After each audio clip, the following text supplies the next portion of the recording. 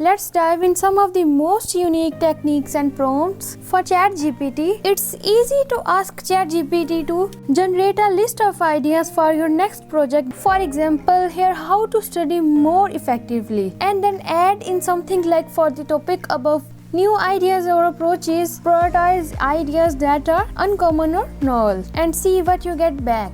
Now, the more specific your prompt is, the more specific ChatGPT response will be. Use colons to prime ChatGPT with as. For example, check out this prompt where you can insert a topic such as how to create an online course, and then use colons to be very specific about the audience you are writing for, as the writing style, and you can put in as many colons and instructions to this prompt as you like.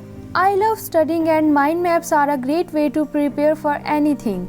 But knowing where to start with mind maps does take time. ChatGPT can help you build an effective mind map just with a very simple prompt. For example, you can put in any topic such as hypertension and then ask ChatGPT to create a mind map on the topic. You can ask it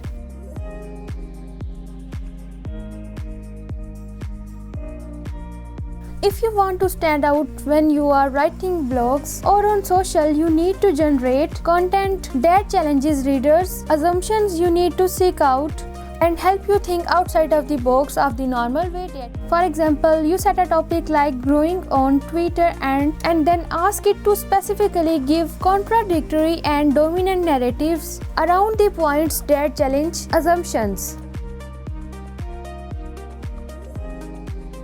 For example, if your topic is how to grow a newsletter, you can write in very specific bullet pointed information such as using H2 tags, strong persuasive language, ask questions to transition between paragraphs that will engage people on any blog or essay that you are writing. The ChatGPT will write if you add in best practice guidelines.